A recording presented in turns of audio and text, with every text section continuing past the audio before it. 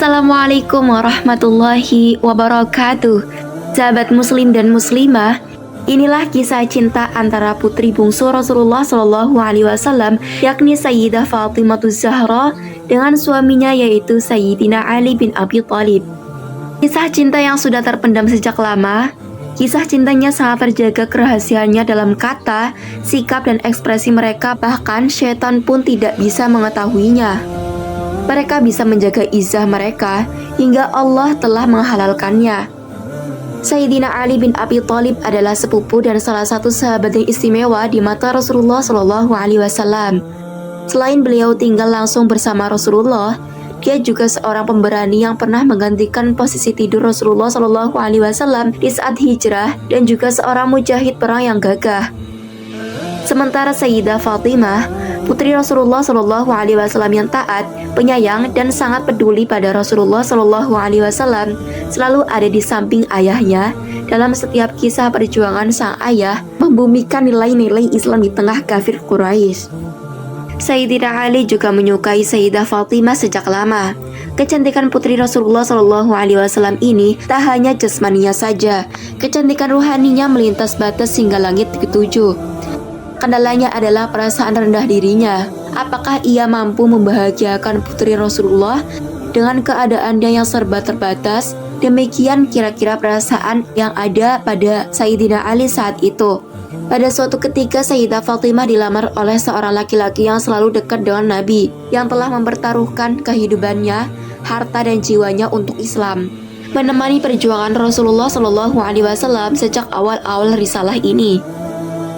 Dialah Sayyidina Abu Bakar As-Siddiq. Entah kenapa mendengar berita ini, Sayyidina Ali terkejut dan tersentak jiwanya. Muncul rasa-rasa yang dia pun tak mengerti. Sayyidina Ali merasa diuji karena terasa apalah dirinya jika dibanding dengan Sayyidina Abu Bakar, kedudukannya di sisi Nabi. Sayyidina Ali merasa belum ada apa-apanya bila dibanding dengan perjuangannya dalam menyebarkan risalah Islam. Entah sudah berapa banyak tokoh-tokoh bangsawan dan saudagar Makkah yang masuk Islam karena sentuhan dakwahnya. Sebutlah Sayyidina Utsman, Abdurrahman bin Auf, Talha, Subair, Sa'ad bin Abi Waqqas, Mus'ab. Inilah yang tak mungkin dilakukan oleh anak-anak seperti Sayyidina Ali.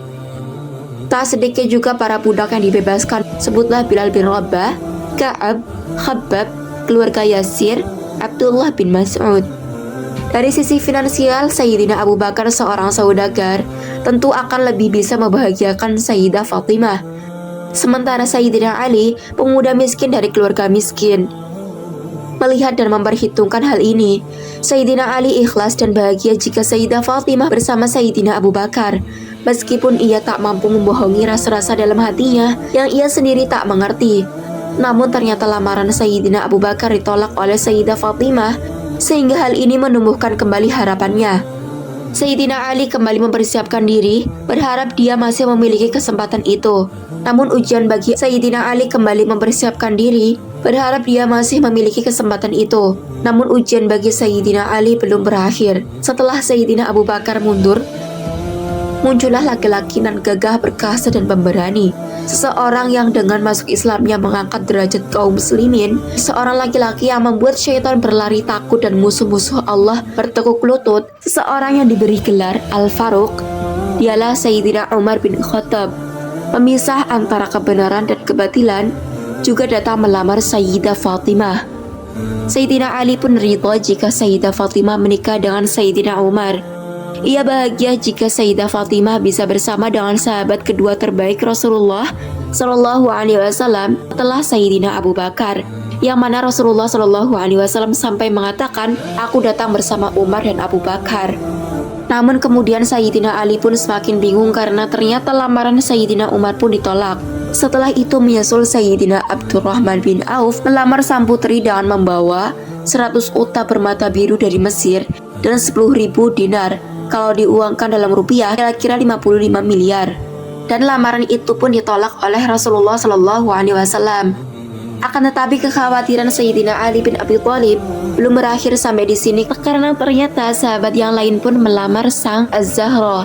Sayyidina Utsman bin Affan pun memberanikan dirinya melamar sang putri dengan mahar seperti yang dibawa oleh Sayyidina Abdurrahman bin Auf. Ia hanya menegaskan kembali bahwa kedudukannya lebih mulia dibanding Sayyidina Abdurrahman bin Auf karena ia telah lebih dahulu masuk Islam.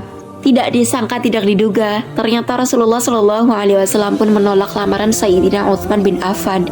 4 sahabat sudah memberanikan diri dan mereka semua telah ditolak oleh Rasulullah Shallallahu Alaihi Wasallam. Mengapa bukan engkau saja yang mencobanya, kawan? Seru sahabat Sayyidina Ali. Mengapa engkau tak mencoba melamar Fatimah? Engkau punya firasat, engkaulah yang ditunggu-tunggu baginda Nabi. Aku? Tanyanya tak yakin. Ya, engkau wahai saudaraku. Aku hanya pemuda miskin. Apa yang bisa aku andalkan? Sahabatnya pun menguatkan. Kami di belakangmu, kawan. Akhirnya Sayyidina Ali bin Abi Thalib pun memberanikan diri menjumpai Rasulullah Shallallahu Alaihi Wasallam untuk menyampaikan maksud hatinya, meminang putri Nabi untuk jadi istrinya. Awalnya beliau hanya duduk di samping Rasulullah Shallallahu Alaihi Wasallam. Tak lama terduduk diam, hingga Rasulullah Shallallahu Alaihi Wasallam pun bertanya, "Wahai putra Abu Thalib, apa yang engkau inginkan?"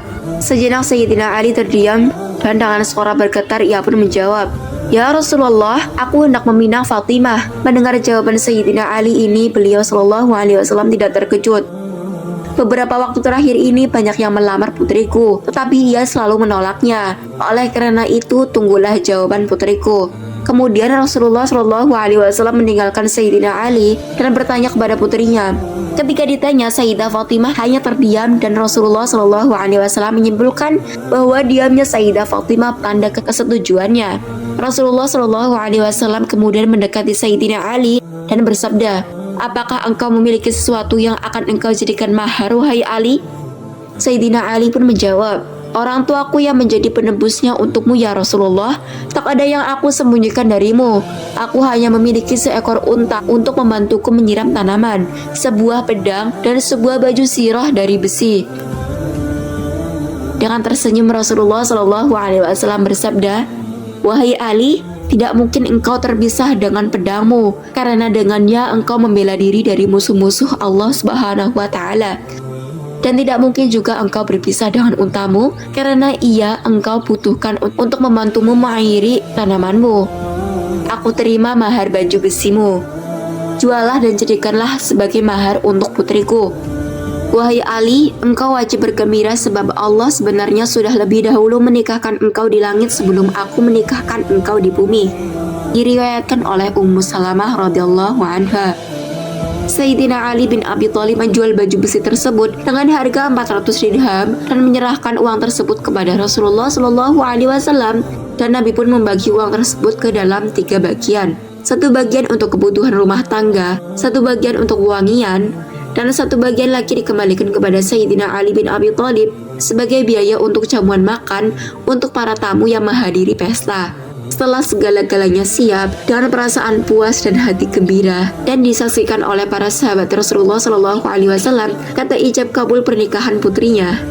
Kemudian Nabi Shallallahu Alaihi Wasallam bersabda, "Sesungguhnya Allah Azza wa Jalla memerintahkan aku untuk menikahkan Fatimah putri Khadijah dengan Ali bin Abi Thalib. Maka saksikanlah, sesungguhnya aku telah menikahkannya dengan mas kawin 400 dirham dan Ali ridha mahar tersebut." Maka menikahlah Sayyidina Ali dengan Sayyidah Fatimah. Pernikahan mereka penuh hikmah walau diarungi di tengah kemiskinan. Bahkan disebutkan oleh Rasulullah Shallallahu Alaihi Wasallam sangat terharu melihat tangan Sayyidah Fatimah yang kasar karena harus menepung gandum untuk membantu suaminya. Dan malam harinya setelah dihalalkan oleh Allah Subhanahu wa Ta'ala, terjadilah dialog yang sangat menggetarkan. Dalam suatu riwayat dikisahkan bahwa suatu hari setelah keduanya menikah, Sayyidah Fatimah berkata kepada Sayyidina Ali, "Maafkan aku karena sebelum menikah denganmu, aku pernah 1 kali merasakan jatuh cinta kepada seorang pemuda dan aku ingin menikah dengannya." Sayyidina Ali pun bertanya mengapa ia tak mau menikah dengannya dan apakah Sayyidah Fatimah menyesal menikah dengannya. Sambil tersenyum, Sayyidah Fatimah menjawab, "Pemuda itu adalah dirimu." Subhanallah, itu adalah pujian terbaik dari seorang istri yang bisa membahagiakan hati suaminya. Sayyidina Ali dan Sayyidah Fatimah saling mencintai karena Allah. Mereka mencintai dalam diam, menjaga cintanya, dan Allah satukan dalam ikatan suci pernikahan. Sahabat muslim dan muslimah, semoga kita semuanya bisa mentauladani kehidupan anak dan menantu Rasulullah SAW ini. Semoga video kali ini bisa diambil manfaatnya. Terima kasih. Jazakumullahu khairan katsiran. Wassalamualaikum warahmatullahi wabarakatuh.